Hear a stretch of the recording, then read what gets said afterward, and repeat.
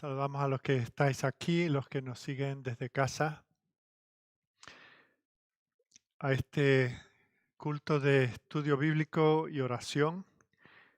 Transmitimos solo el estudio y luego oramos un poco más en la intimidad. Esta tarde vamos a volver al libro de los jueces, vamos a volver al capítulo 11 para continuar viendo algunas lecciones que nos da el Señor a través de sus tratos con este hombre llamado Jefté. Así que será en Jueces capítulo 11 que estaremos esta tarde. Pero antes de leer la palabra, vamos a pedir al Señor que nos asista. Dios y Padre amado, venimos delante de ti, agradecidos por tu audiencia, porque tú, Señor, no cierras tus oídos a tu pueblo.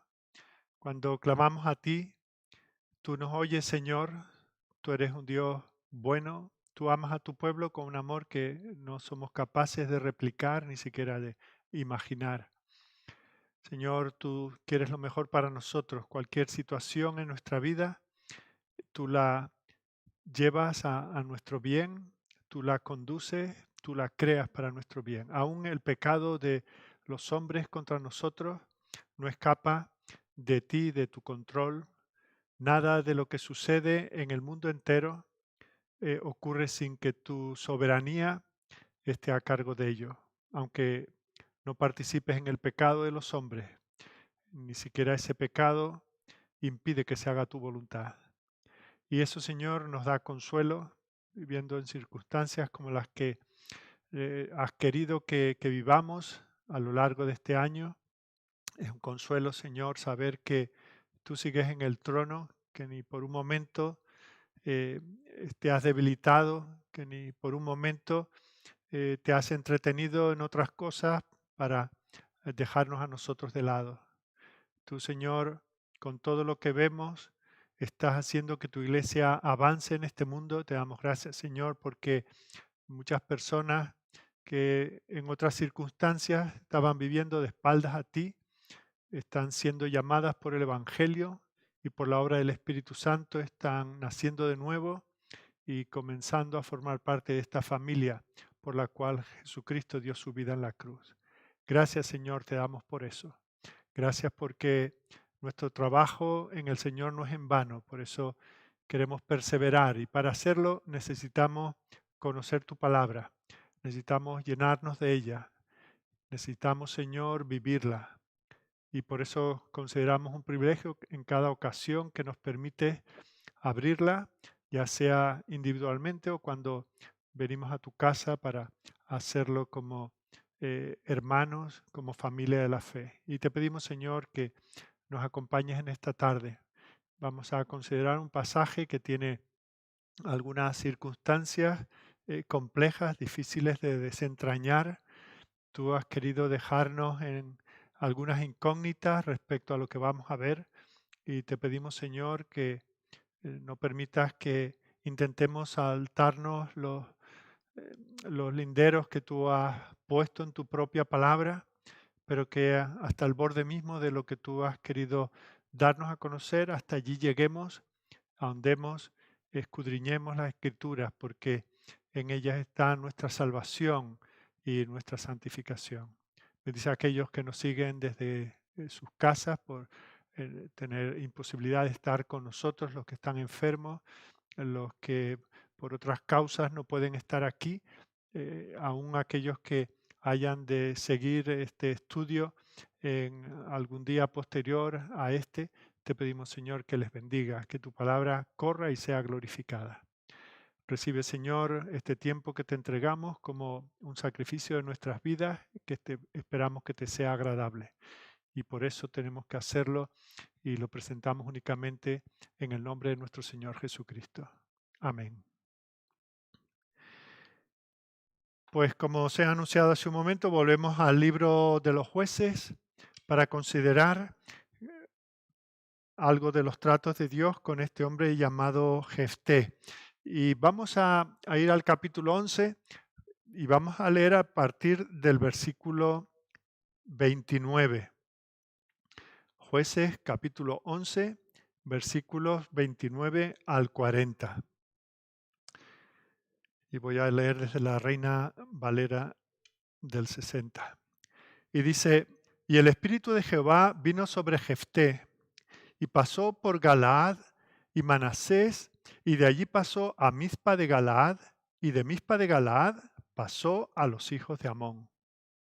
Y Jefté hizo voto a Jehová, diciendo, si entregares a los amonitas en mis manos, cualquiera que saliere de las puertas de mi casa a recibirme, cuando regrese victorioso de los amonitas, será de Jehová, y lo ofreceré en holocausto. Y fue Jefté hacia los hijos de Amón para pelear contra ellos. Y Jehová los entregó en su mano. Y desde Aroer hasta llegar a Minit, 20 ciudades, y hasta la vega de las viñas, los derrotó con muy grande estrago. Así fueron sometidos los amonitas por los hijos de Israel. Entonces volvió Jefté a Mizpa, a su casa, y aquí a su hija que salía a recibirle con panderos y danzas. Y ella era sola, su hija única. No tenía fuera de ella hijo ni hija. Y cuando él la vio, rompió sus vestidos, diciendo, «Ay, hija mía, en verdad me has abatido, y tú misma has venido a ser causa de mi dolor, porque le he dado palabra a Jehová y no podré retractarme». Ella entonces le respondió, «Padre mío, si le has dado palabra a Jehová, haz de mí conforme a lo que prometiste, ya que Jehová ha hecho venganza en tus enemigos, los hijos de Amón». Y volvió a decir a su padre, «Concédeme esto, déjame por 2 meses que vaya y descienda por los montes y llore mi virginidad, yo y mis compañeras». Él entonces dijo, «Ve», y la dejó por 2 meses. Y ella fue con sus compañeras y lloró su virginidad por los montes. Pasados los 2 meses volvió a su padre, quien hizo de ella conforme al voto que había hecho. Y ella nunca conoció varón. Y se hizo costumbre en Israel que de año en año fueran las doncellas de Israel a endechar a la hija de Jefté Galadita 4 días en el año. Habíamos visto en nuestro estudio anterior, que fue hace 4 semanas, que este hombre Jefté era hijo de un hombre llamado Galaad y de una prostituta de la cual no conocemos su nombre. Vimos cómo esa manera en que vino a este mundo le causó problemas con sus medio hermanos, con los hijos de su padre, pero de otra madre. Y vimos cómo después de la muerte de su padre, ellos se negaron a compartir la herencia familiar con Jefté y lo obligaron a abandonar el hogar familiar. Todo eso lo tenemos al principio de este capítulo. Vemos como al verse desplazado, pues acabó juntándose con una banda de mercenarios que vinieron con él y de alguna manera extraoficial eran los protectores de Israel durante mucho tiempo. Ellos se habían constituido en una especie de banda paramilitar que defendía a Israel de los ataques de sus enemigos. En el versículo 4 se nos habla de que un tiempo después los amonitas atacaron a Israel y esto animó a los príncipes, a los líderes de la tribu de Jefté a acercarse a él y hacerle una propuesta. Al ver que él era un avesado líder militar, le pide que regrese, los mismos que lo habían echado, ahora le piden que regrese y los lleve a la victoria y prometen que si él lo hace, ellos están dispuestos a reconocerlo como el jefe de su tribu. Vemos como él accede y regresa con ellos para abordar el problema que tienen con los amonitas. En los versículos del 12 al 28 que hoy no hemos leído, vemos como Jefté, casi diríamos extrañamente, sabiendo la preparación que tenía, la práctica que tenía de ser de alguna manera un líder guerrillero, no sé si es una palabra adecuada para definirlo, pero vemos como en lugar de ir directamente a la batalla, vemos cómo intenta una serie de medidas diplomáticas para evitar esta confrontación. Y entonces habla con los amonitas para evitar una guerra total que sí, podría ponerlos a raya, podría acabar con ellos, pero también podía suponer pérdidas de sus hombres. Y vemos como en una correspondencia, en un intercambio de mensajes con el rey de los amonitas, él se entera que están atacando a Israel porque la razón que tienen es que quieren recuperar unas tierras que supuestamente les pertenecían a ellos en la antigüedad, cuando antes de que Israel entrara en Canaán.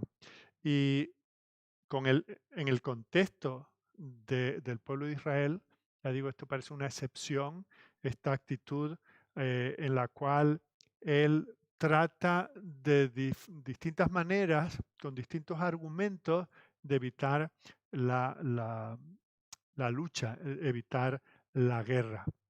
Y vemos como en los versículos 14 al 22, él dice que los israelitas no habían tomado el terreno que ahora los amonitas decían que era suyo históricamente. Dice, nosotros no lo hemos tomado de vosotros, se lo hemos quitado a los amorreos, que ellos a su vez se lo habían quitado a los amonitas, pero ellos directamente no se lo habían quitado. Por lo tanto, los amonitas no tenían ningún derecho a venir ahora y demandar a Israel que se lo devolviera. Vemos como en los versículos 23 y 24 da un segundo argumento. Dice que el Señor es quien le había dado la tierra a Israel. Y aquí vemos la actitud de Jefté, que reconoce que es Dios, el Dios soberano, el Dios de Israel, el que le ha hecho esta provisión, esta tierra la ha puesto bajo el control de Israel, el propio Dios. No había sido un asunto eh, del ejército de Israel. Y le dice, eh, vuestros dioses que os den lo que, lo que vosotros decís que es vuestro. Esto a nosotros nos lo ha dado nuestro Dios. Luego en los versículos 25 y 26, el tercer argumento que da es que Israel ya había vivido en aquella tierra durante muchísimo tiempo. Ellos, los amonitas, no habían intentado previamente reclamar esa tierra durante los 300 años que Israel ya había poseído la tierra que ahora ellos intentaban reclamar. El cuarto argumento en todo este ir enviando mensajes de un lado al otro, en el versículo 27, le recuerda a los amonitas que al atacar a Israel no estarían atacando al ejército de Israel, sino al propio Dios. Es un poco como diciendo, mirad, aseguraos de que sabéis contra quién os estáis enfrentando, porque Él es nuestro Dios, Él está con nosotros, Él nos protegerá y Él nos dará la victoria. Bueno, pues mucho argumento para cómo solía ser Israel en la conquista y el mantenimiento de la tierra que Dios les había dado. Pero los amonitas no prestan atención, no escuchan los argumentos que le presenta Jefté, porque ignoran la palabra de Dios, porque les da igual la voluntad de Dios, porque no tienen ninguna consideración ni por la persona de Dios, o por el ser de Dios, ni tampoco por el pueblo de Dios. Así que continúan con su deseo y con su propósito de atacar a Israel. Fijaos que en todo esto, él no cedió. Él no dijo, bueno, pues con tal de no entrar en un conflicto, mm, lo tenemos nosotros 10 años y vosotros otros 10. Fijaos, no entra aquí en una negociación política, simplemente habla de los derechos que Dios les había dado sobre la tierra, etcétera. Él se apoya en que es Dios el que les ha provisto, es Dios el que ha sido fiel a su palabra, dándoles aquella tierra. Y les está dando gracia de parte de Dios. Les está advirtiendo que pueden ser destruidos si continúan con ese propósito bélico y no se someten a la voluntad de Dios. ¿Por qué lo hace así? ¿Por qué no se compromete? ¿Por qué no entra en negociaciones cediendo un poco para que los otros cedan otro poco? Porque él sabe que Dios está de su lado y Dios les dará la victoria. Fijaos que aquí tenemos ya una aplicación de tipo práctico. Nosotros como iglesia muchas veces nos encontramos con dificultades en este mundo que es hostil. No, no va a facilitarnos nada nuestra labor de predicar el Evangelio y de hacer discípulos por todas las naciones. Y el gran problema de la iglesia a lo largo de los siglos es cuando ha querido entrar en esos compromisos. Tanto le damos a César para que César nos dé a nosotros otro tanto. Tanto concedemos a las autoridades, tanto concedemos al mundo, a sus filosofías, a sus pensamientos, pensando que de esa manera nos vamos a ganar el favor y nos va a ir bien. Con eso estamos olvidando que estamos puestos aquí por el Señor, que el Señor nos ha llamado, nos ha puesto, ha prometido sostenernos y ha demostrado que Él nos sostiene. No necesitamos negociar nada. Tenemos que mantenernos firmes en la palabra y en las promesas del Señor. Otra cosa que vemos aquí que podemos aplicar es que la manera de actuar de Jefté nos enseña que, por supuesto, no debemos ir a buscar la confrontación gratuita si podemos evitarlo. ¿Verdad? No estamos, de hecho, el Señor nos habla de que somos bienaventurados cuando sufrimos por causa del Evangelio, no por hacer cosas de necio, no por ir a reclamar derechos que no nos corresponden, ¿verdad? Y vemos como eso una lección que nosotros debemos de aprender. El Señor nos dice que no devolvamos el ataque, eh, que ofrezcamos paz, que llevemos la carga una segunda milla, que pongamos la cara si nos quieren volver a golpear.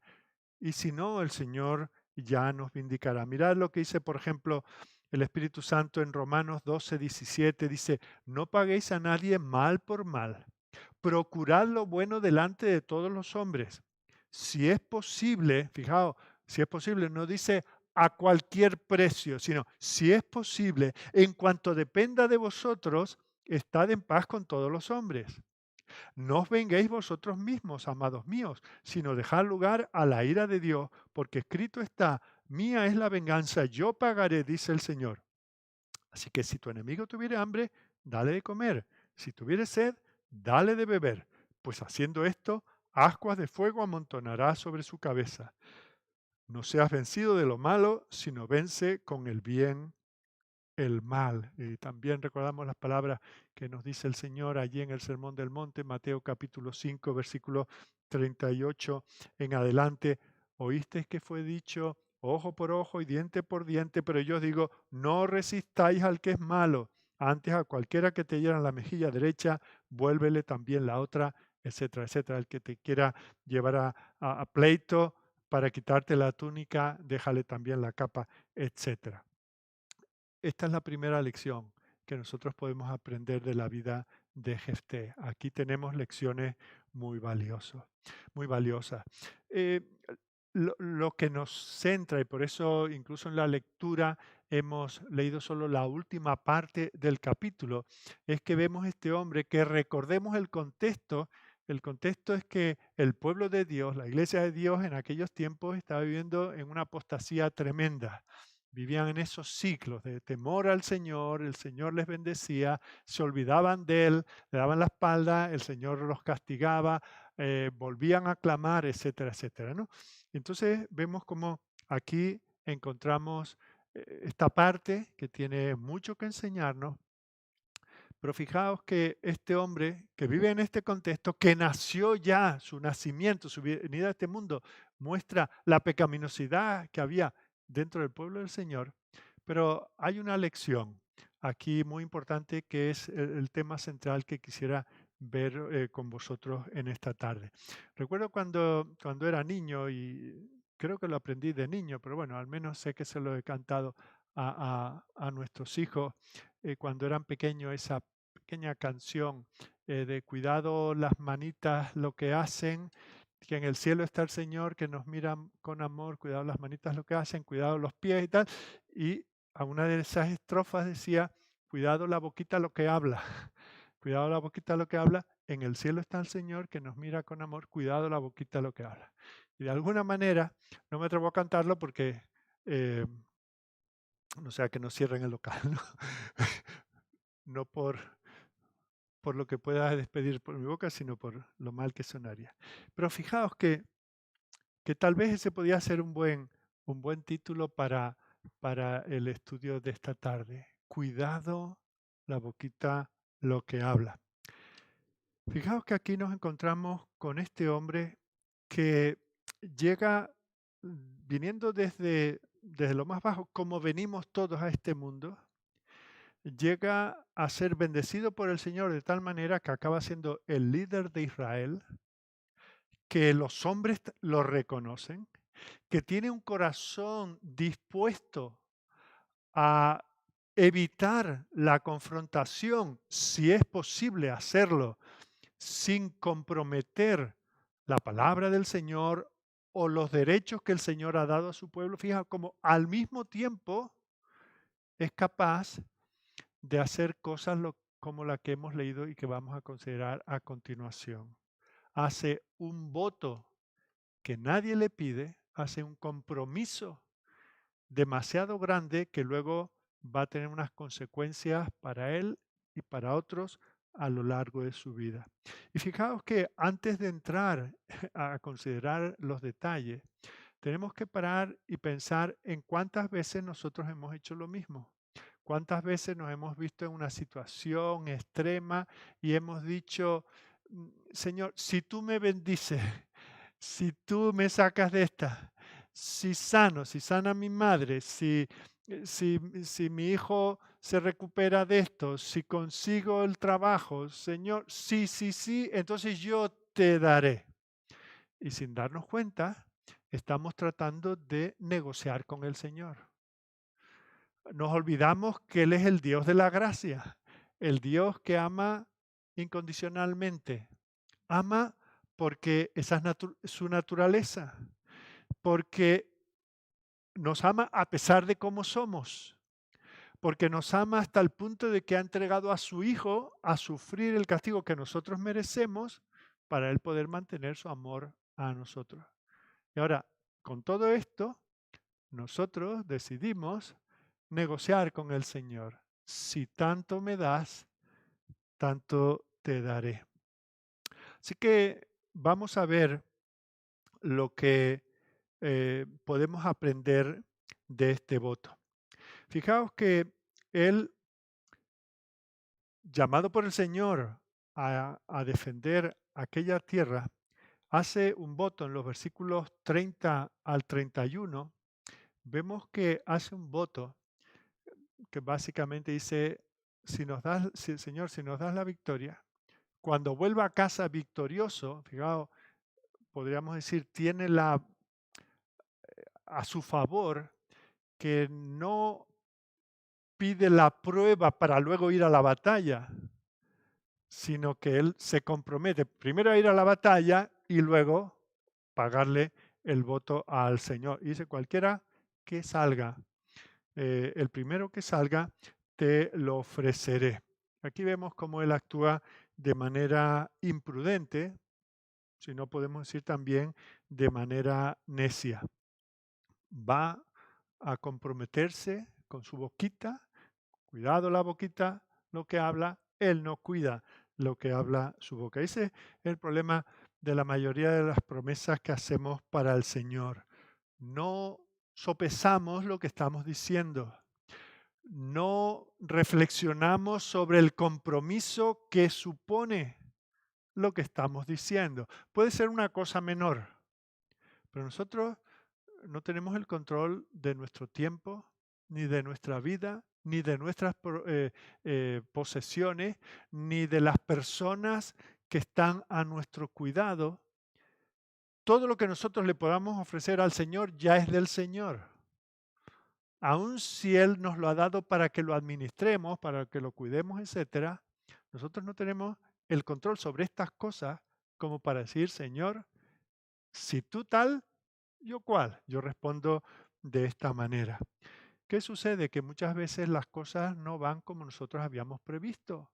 entramos en ese compromiso sin saber. Fijaos, suele pasar cuando una persona o un matrimonio, por ejemplo, eh, quiere comprarse una vivienda. Entonces, bueno, esto es lo que ganamos, esto es lo que el precio del dinero, estos son los años que nos da el banco y tal, y uno va allí, firma, se compromete en los próximos 10, 20, 30 y no sé, y creo que dan hasta 40 años más, un compromiso de pago de todos los meses. Calculamos que nuestra vida a partir de aquí, que nosotros tenemos el control de la vida en los próximos 20, 30, 40 años y que sin duda vamos a poder hacer frente a ese compromiso. Bueno, en este caso, si las cosas no van mal, pues lo peor que podemos perder es la propia vivienda, ¿verdad? Y algunas otras cosas que nos han servido de aval. Pero es que la vida no está en nuestras manos. Para venir delante de Dios y decir, yo me comprometo a hacer esto. A partir de ahora, todos los días yo haré esto. A partir de ahora, yo nunca haré esto. ¿Verdad?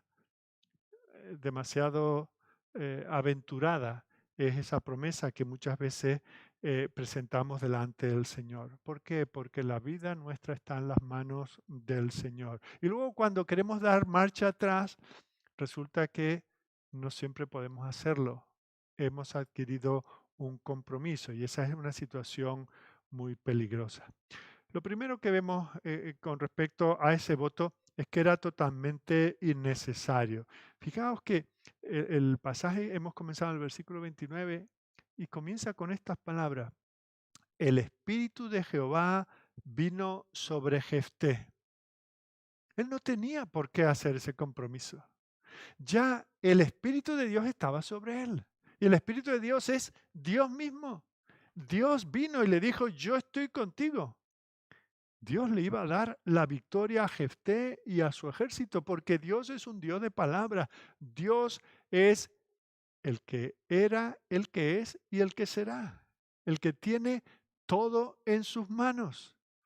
No necesita de nuestras promesas, no necesita de nuestras negociaciones, Él no necesita nada de nosotros. Si ellos habían de tener la victoria, es porque Dios se las iba a dar. No dijo, vete y a ver si te puedo echar una mano. Ve y yo estaré contigo. Así que, aunque ese voto era innecesario, una vez dicho, una vez comprometida la palabra, ahora, aunque fuese innecesario y aunque fuese necio y aunque fuese cualquier cosa que digamos, una vez hecho, ahora había un compromiso. Fijaos lo que dice el Señor. Él advierte, dice, no entréis en estos votos alegremente. Por ejemplo, en Deuteronomio capítulo 23, versículos 21 al 25, mirad las instrucciones específicas que el Señor da con respecto a los votos. Deuteronomio 23, 21. Cuando haces voto a Jehová tu Dios, no tardes en pagarlo, porque ciertamente lo demandará Jehová tu Dios de ti y sería pecado en ti. Mas cuando te abstengas de prometer, no habrá en ti pecado. O sea, no estás obligado a hacer ningún voto. Pero eso sí, como lo hagas, no tardes en pagarlo. Pero lo que hubiese, versículo 23, pero lo que hubiere salido de tus labios, lo guardarás y lo cumplirás conforme lo prometiste a Jehová tu Dios, pagando la ofrenda voluntaria que prometiste con tu boca. Cuando entres en la viña de tu prójimo, podrás comer uvas hasta saciarte, mas no pondrás en tu cesto. Cuando entres en la mies de tu prójimo, podrás arrancar espigas con tu mano, mas no, fijaos que no aplicarás la hoz a la mies de tu prójimo. Está haciendo distintas provisiones y dice, de la manera que yo estoy en esos detalles, de que tú puedes pasar hambriento por un sitio y ves unas uvas y puedes coger un racimo y comer, pero no puedes cosecharle la viña a tu vecino. Yo estoy en esos detalles y estoy también en el detalle de lo que tú dices, de lo que tú te comprometes. Y ya te digo yo, no tienes que comprometerte, porque cuando te comprometas, tienes que cumplirlo. También Levítico 27, Números 30, encontramos, por ejemplo, en Números 32. Cuando alguno hiciere voto a Jehová o hiciere juramento ligando su alma con obligación, no quebrantará su palabra, hará conforme a todo lo que salió de su boca. Si bien esos votos eran absolutamente voluntarios, una vez comprometida la palabra con el Señor, Dios espera que se pagara en su totalidad. Mirad el libro de Eclesiastés también, capítulo 5, versículo 1. Cuando fueres a la casa de Dios, guarda tu pie y acércate más para oír que para ofrecer el sacrificio de los necios, porque no saben que hacen mal. No te des prisa con tu boca, ni tu corazón se apresure a proferir palabra delante de Dios, porque Dios está en el cielo y tú sobre la tierra, por tanto sean pocas tus palabras. Él es el soberano que puede comprometerse a lo que quiera, porque como soberano hará todo lo que quiere, todo lo que se propone. Pero tú no, tú eres un gusano, tú no controlas nada de lo que tienes. Por lo tanto, dice, sean pocas tus palabras, porque de la mucha ocupación viene el sueño y de la multitud de las palabras la voz del necio.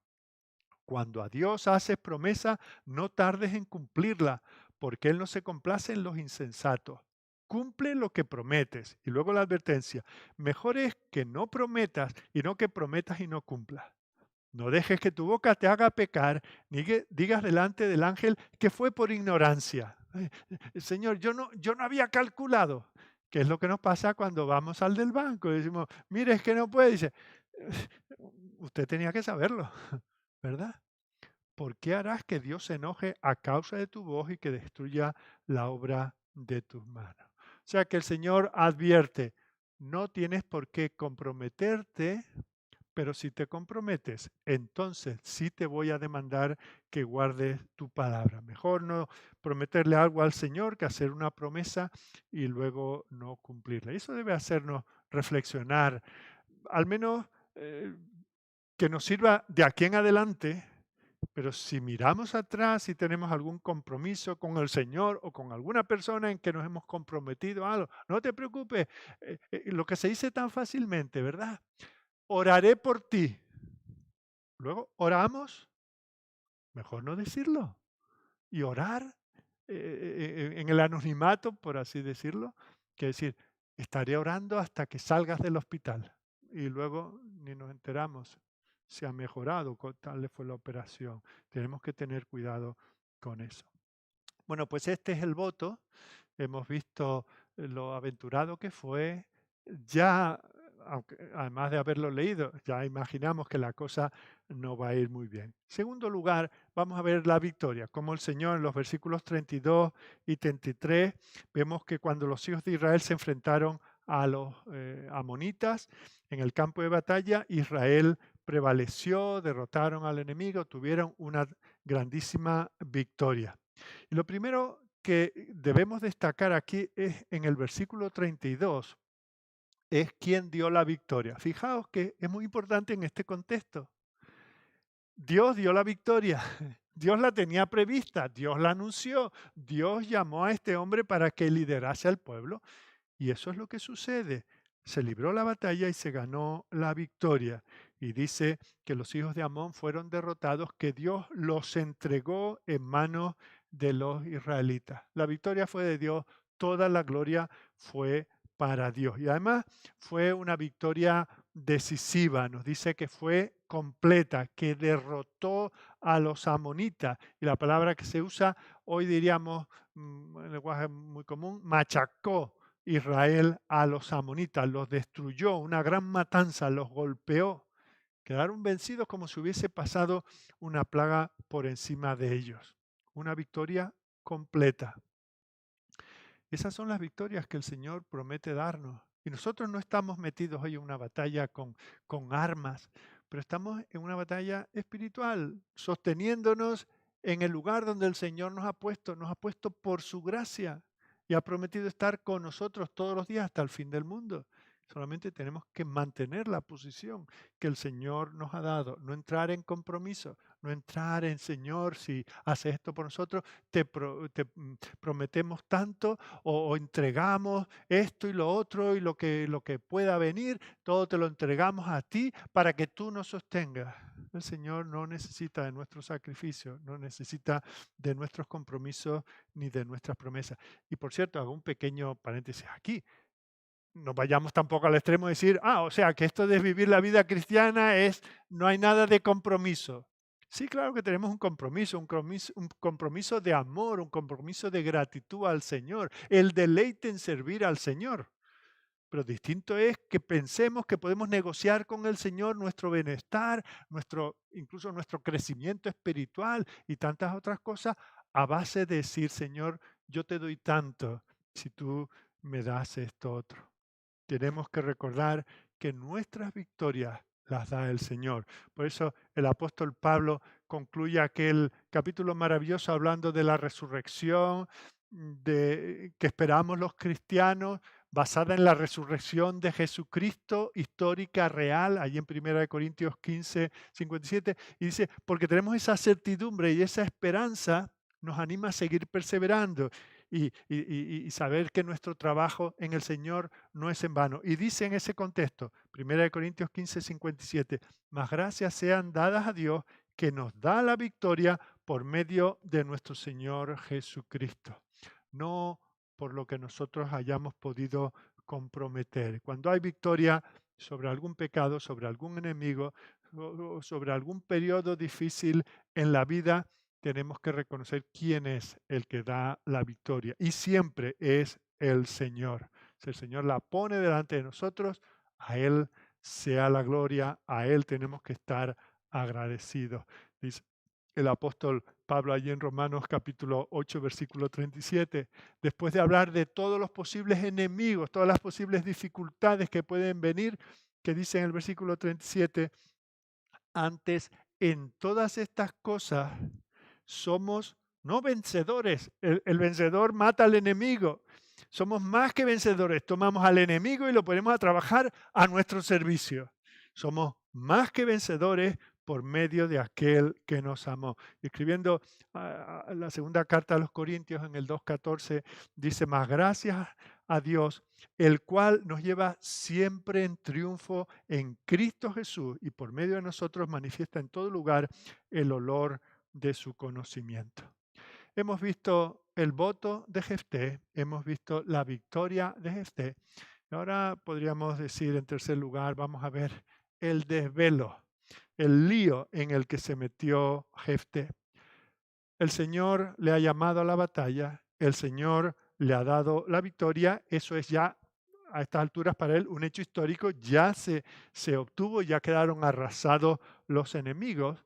Y ahora él regresa a casa, imagina, como cualquier líder militar que viene de la batalla en una gran victoria. Viene con un desfile, la gente sale a la calle, le aplauden, le dan regalos, le ofrecen comida, ¿verdad? Así es la comitiva victoriosa. En cualquier lugar del mundo es lo que sucede. Y ahora ya llega a su propia casa, como ese héroe conquistador. Y seguro que él tenía en mente, no lo dice el pasaje, pero hemos de entender que él tenía en mente, me he comprometido con el Señor, vuelvo a casa, no solamente al pueblo, vuelvo a mi casa, allí donde vivo, donde tengo mis cosas, y vengo para ofrecer al Señor aquello que le he prometido. Y vemos como, sin duda, tenía la intención, sobre todo porque vemos después que lo lleva a cabo, ¿verdad? Él tiene la intención de cumplirlo plenamente. Hemos de entender que era un hombre de palabra y no tenía la intención de desdecirse de lo que había dicho al Señor.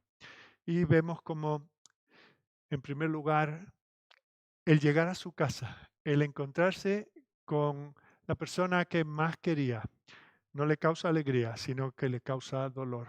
Los versículos 34 y 35, quien sale a recibirlo es su hija, su única hija. No tenía hijos, no tenía hijas, solo tenía esta hija.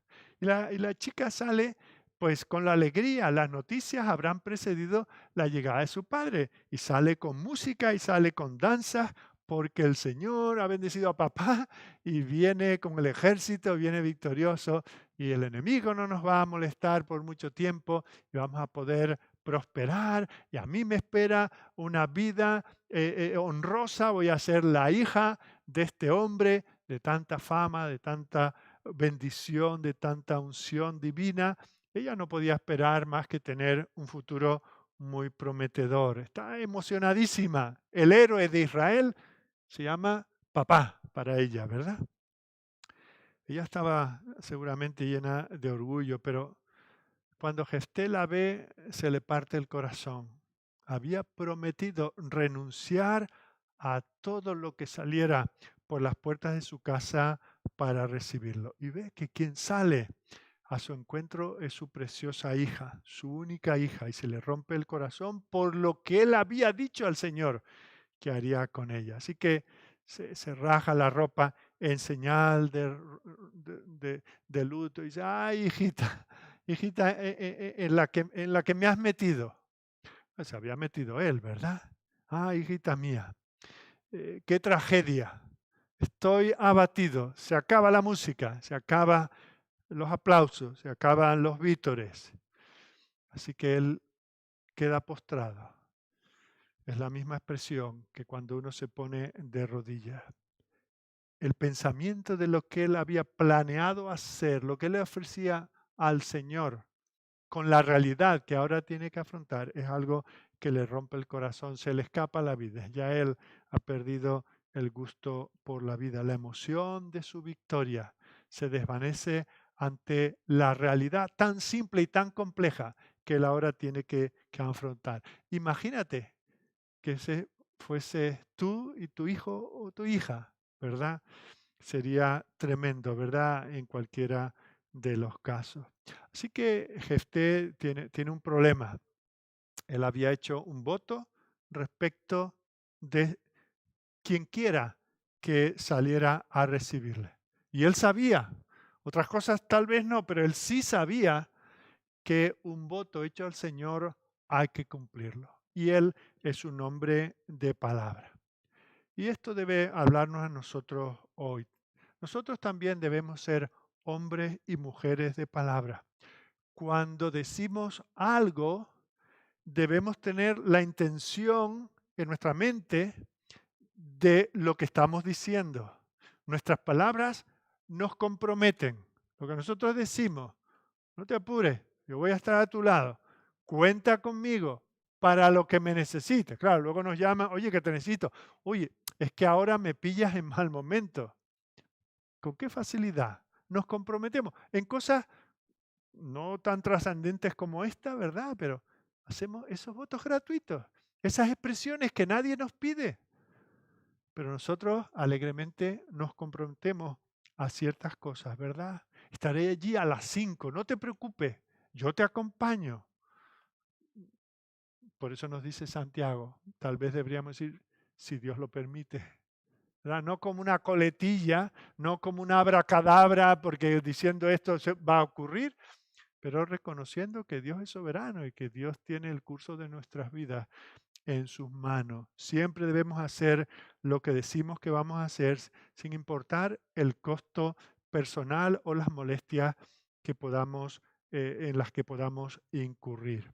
Hubo un tiempo, bueno, algunos de nosotros tenemos suficiente edad para recordar esos tiempos en que no había que ir al notario a firmar muchas cosas, ¿verdad? Existían los notarios, pero un apretón de manos sellaba un trato y con eso se compraban propiedades y se vendía ganado y cosechas, ¿verdad? Cuenta conmigo, esto es para ti, este será el precio. Ganando, perdiendo, ese era el precio, eso se mantenía. Y hoy, bueno, ni con los notarios, ¿verdad? De hecho, es en las notarías donde, donde muchas veces se miente, donde la misma escritura que muchas veces firmamos, dice yo, el notario tal y tal, he leído todo, y claro, el notario las 50 páginas no te las ha leído, ni tú quieres, ni él quiere tampoco, así que te lee por encima los datos, don fulano, esto es suyo, este es el que compra, el que vende, ya el testigo de nuestra veracidad ya miente. Y nosotros, no queréis que lo lea, nos dice con mucha guasa y tal. No, no, no, no, no. ¿Quién quiere leer el tocho este? ¿Verdad? Ya empezamos un trato mintiendo, sin saber a qué nos estamos comprometiendo. Una pareja. Se aman ahora, pero ¿se amarán en 10, 20, 30, 50 años? Se prometen amor en lo bueno y en lo malo, en la salud y en la enfermedad. Pero no contaba con esto, no esperaba esto de ti. Yo no sabía que me comprometía tanto. Y hacemos del matrimonio ese compromiso que se hace delante de hombres, pero es sellado en el cielo, pues hacemos eso. Es que yo no esperaba esto. Yo no sabía que la carga iba a ser tan grande. No sabemos cuál es el valor de la palabra. Y tenemos que, a la luz de pasajes como este, tenemos que recapacitar y pensar qué compromiso. Vienen las personas a la iglesia y están un tiempo y nos encariñamos los unos con los otros y quieren servir y quieren participar. Y de repente, ¿verdad? Tenemos juntos un proyecto, un plan, ir por aquí, involucrarnos esto, pero por no sé qué, porque ya no me cae bien este diácono o el pastor o la otra hermana, pues ahí los dejamos con el compromiso.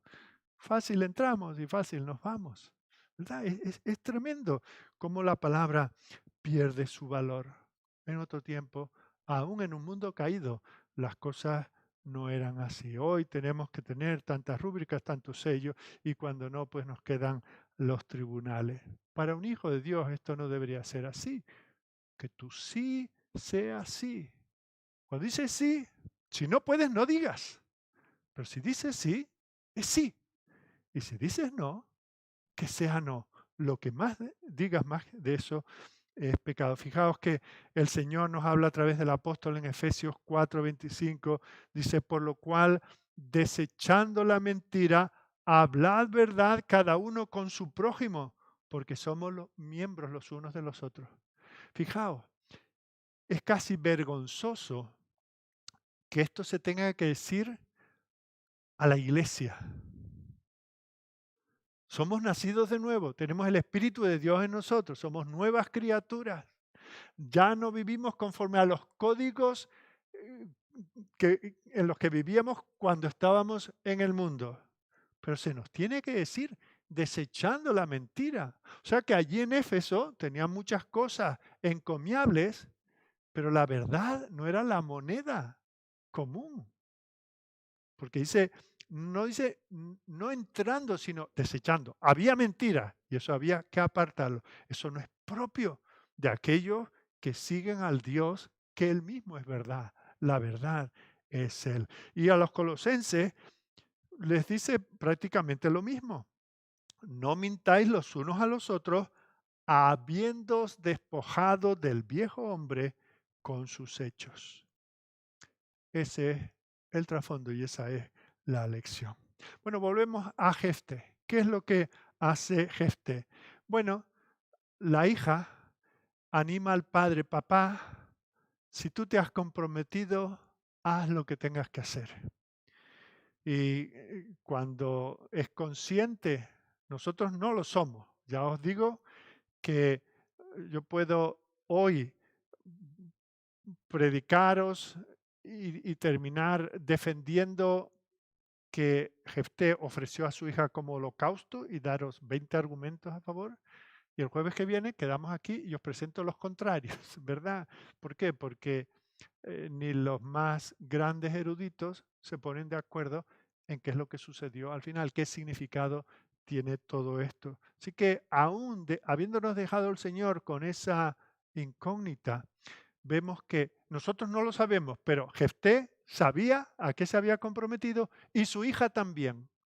Pero cualquiera que sea el resultado de lo que significaba ese sacrificio, la hija dice, papá, si tiene que ser, que sea. Y solamente le pide un tiempo para llorar su virginidad. Esta chica está dispuesta a hacer un sacrificio para ayudar a su padre a cumplir el voto que apresuradamente, innecesariamente, neciamente había hecho delante del Señor. Si entendemos como, porque básicamente solo hay dos posturas, que lo que el padre hizo fue consagrarla para que ella, en lugar de entregarla para ser la esposa de otro israelita, entregarla para que estuviese en el templo dedicada a servir allí en los quehaceres del templo. No la iba a entregar a ningún hombre, con lo cual nunca se convertiría en esposa, nunca se convertiría en madre, él no tendría descendencia más allá de esta hija. Si era eso, que sería la solución más leve, la solución que nos gustaría que fuese, porque sí, se vivía en aquellos tiempos, los tiempos tal vez más oscuros de la historia de Israel. Más adelante vemos lo que sucedió con aquel benjamita, etcétera. Cosas terribles ocurrían. Por lo tanto, no podemos descartar del todo que lo que sucedió fue que este hombre sacrificó a su hija. Bueno, en cualquier caso, como digo, él sabía el alcance de sus palabras y la hija también. Y vemos cómo ella tuvo que renunciar, como mínimo, tuvo que renunciar a lo que suponemos que sería la esperanza de cualquier mujer en Israel, ser tal vez la madre del Mesías. Si no la madre, pues una en la línea de aquellas mujeres a través de las cuales se cumplió la promesa de Génesis capítulo 3 versículo 15. Cualquier, como joven que era, cualquier esperanza de poder tener un esposo, de poder criar sus hijos, llevarlos en sus brazos y amamantarlos, todo eso renunció para que su padre pudiese cumplir sus votos. Y nos dice que ella le pidió a su padre eso un tiempo para ir y lamentar su virginidad y llorar por esas cosas a las cuales la chica estaba renunciando. Y luego se nos dice que cuando regresó, después de ese tiempo, su padre cumplió su promesa e hizo con ella lo que prometió hacer. Y nos dice en el versículo 39 que, que nunca conoció varón y luego se da, que ya digo que todo esto no define nada porque aún yendo a analizar el lenguaje con mucha minuciosidad, igual podríamos defender una posibilidad que la otra. Y vemos cómo se dice eso, que sus amigas venían todos los años durante 4 días para lamentar aquel asunto. Ahora, vamos a intentar no decir, el problema, ¿sabes? Muchos comentaristas en este pasaje hacen lo que hacen los mejores comentaristas en algunos de los pasajes más complicados de la Escritura, que tú vas allí, bueno, este tiene que explicarlo. Dice, comienza diciendo, este es uno de los pasajes más difíciles de interpretar de toda la Biblia. Y pasan al versículo siguiente y te quedas con esa. Bueno, pues algunos de los más grandes nos hacen esa jugarreta. Claro, no se habían comprometido en la página 1, no habían hecho un voto de resolvernos todas nuestras preguntas. Pero vamos a tratar de ver a la luz de lo que sí tenemos, vamos a ir tan lejos como podamos. Personalmente, yo no lo sé y además os digo que a vosotros poco os importa lo que yo piense, vamos a ver lo que podemos extraer de la palabra, no de lo que yo pienso o no. Es posible que este hombre dedicase a su hija para servir al Señor en el tabernáculo. Es posible que ella, una posibilidad que mencionan algunos es que ella fuese a un lugar desértico. Cuando pensamos en desierto pensamos en dunas y en sequedad. No, un desierto es un lugar donde no hay, no habita gente, pero podría ser un lugar donde ella pudiese vivir y permanecer allí virgen el resto de su vida. Si fuese así, pues, ¿cuáles serían las razones? Bueno, en primer lugar, el lenguaje del versículo 31 es ambiguo. Dice, cualquiera que saliere de las puertas de mi casa, y ese cualquiera que saliere se podría traducir como cualquier cosa que saliere, con lo cual algunos dicen, bueno, él esperaba que lo que saliera, el primer becerro, el primer cordero, el primer animal, lo que sea, cuando regrese victorioso, lo ofreceré en holocausto. En cualquier caso, fue un voto precipitado. Cuando dice em, y lo ofreceré, fijaos, hay algunos que argumentan que esa partícula que se traduce al final del versículo 31, dice, cuando regrese victorioso de los amonitas, será de Jehová y lo ofreceré en holocausto. Se podría traducir como o lo ofreceré en holocausto. Y algunos se agarran aquí para librar a este Jefté de aquella situación. Es como, eh, si es algo, si es un cordero, lo ofrezco al Señor, o si es una persona, lo ofreceré a Jehová. Cualquiera, bueno, eso podría ser, pero también os he de decir que de la misma manera que podría ser, según las reglas del hebreo, no es común que esa partícula se traduzca de esa manera. Más bien es un I que un O.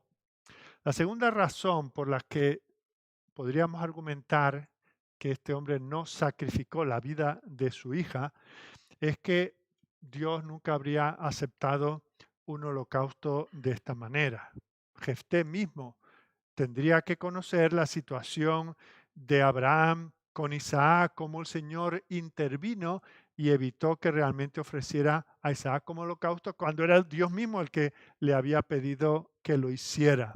Él habría conocido las enseñanzas de las Escrituras que prohíben el ofrecer, por ejemplo, en Levítico capítulo 18, capítulo 20, Deuteronomio 12, Deuteronomio 18, en que el Señor prohíbe ofrecer sacrificios humanos. Dios no sería honrado con un sacrificio humano.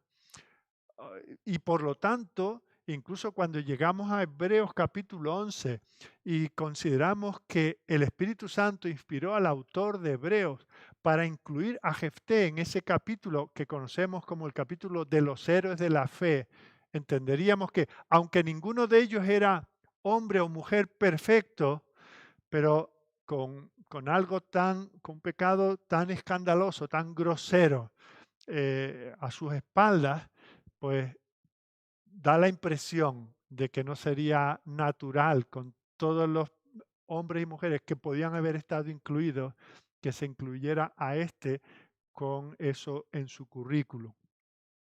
En tercer lugar, si bien los días de los jueces fueron, como se nos dice en más de una ocasión, fueron días de apostasía y de anarquía, no había rey en la tierra y cada uno hacía lo que bien le parecía.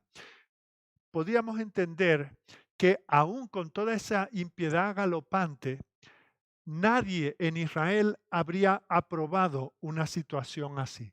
Pensemos un caso que se podría parecer y que en el tiempo no estuvo muy distante de esto. Recordad que está Saúl en una batalla que se extiende en el tiempo y está su hijo Jonatán también en esa misma batalla, pero separado del cuerpo del ejército, y Saúl prohíbe que, que se paren a comer.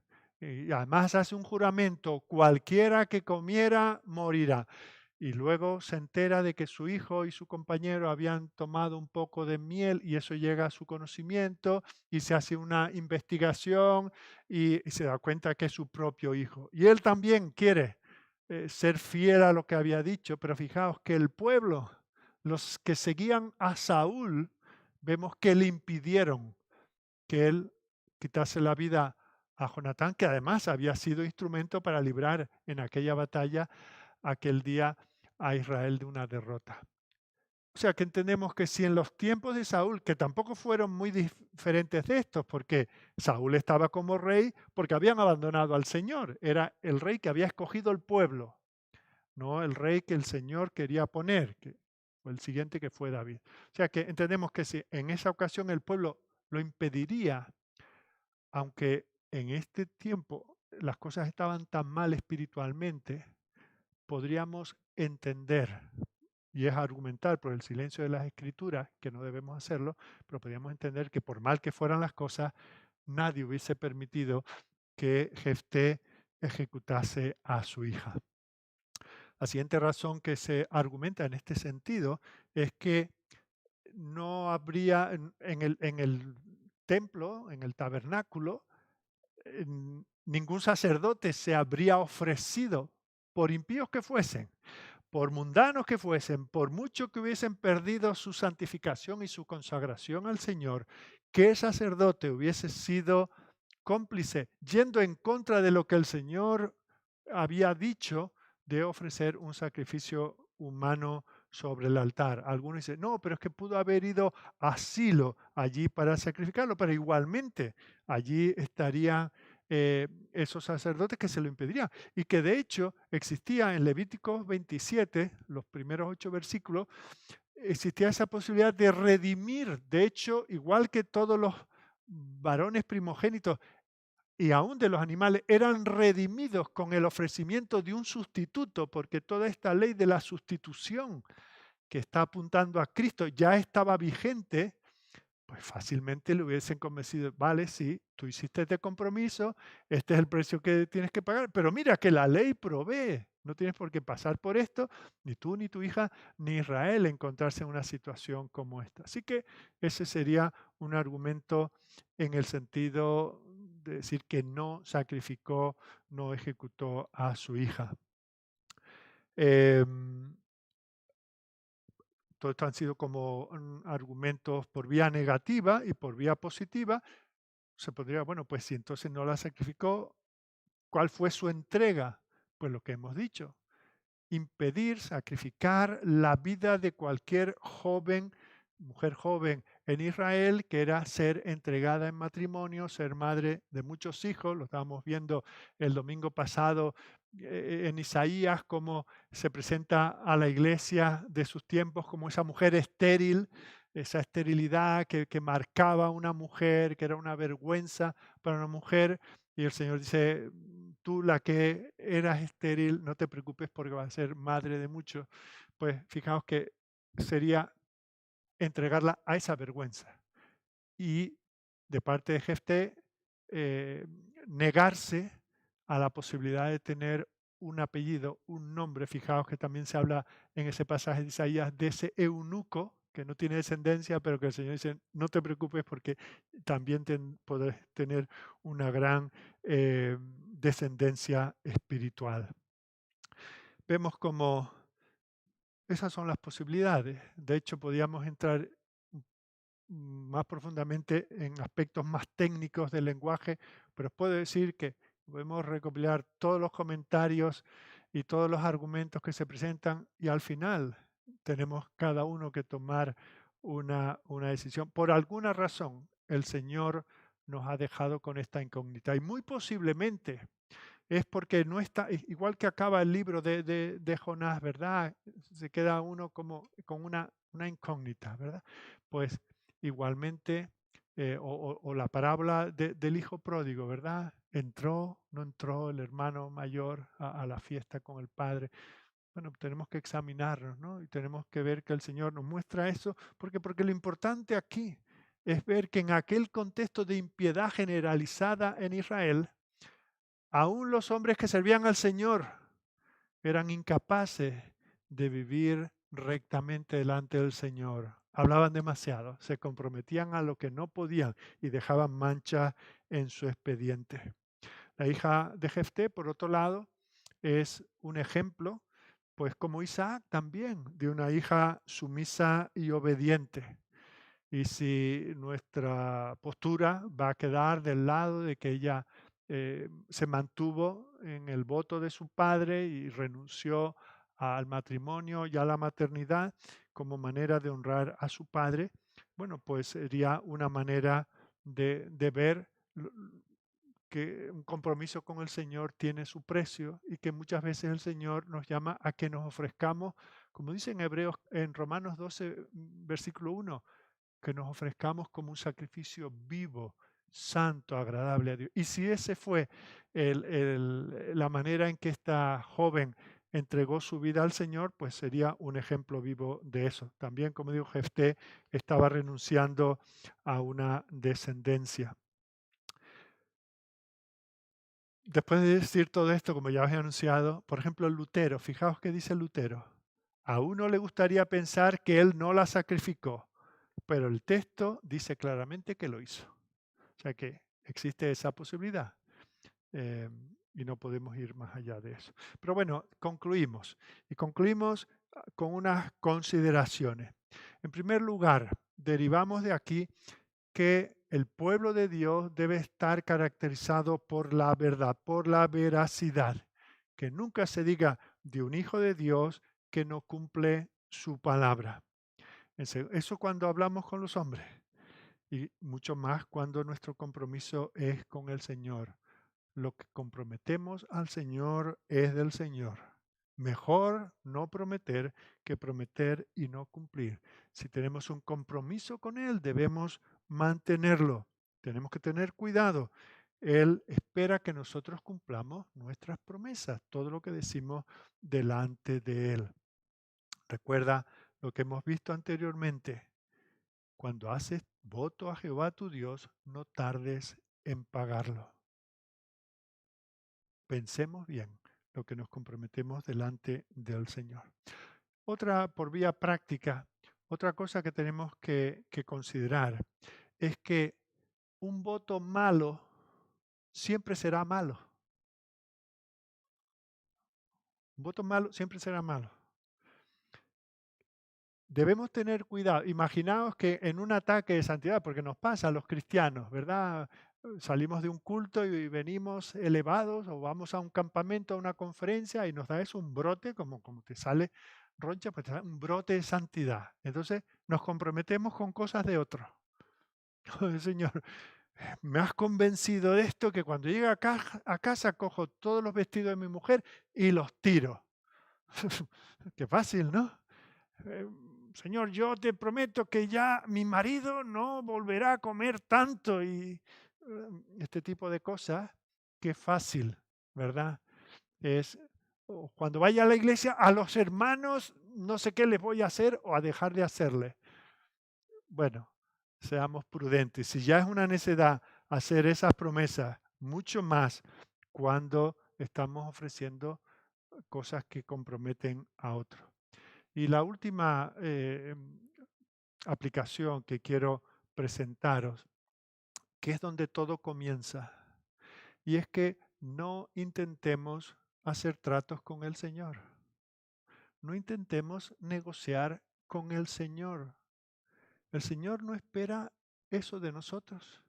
El Señor no nos lo pide.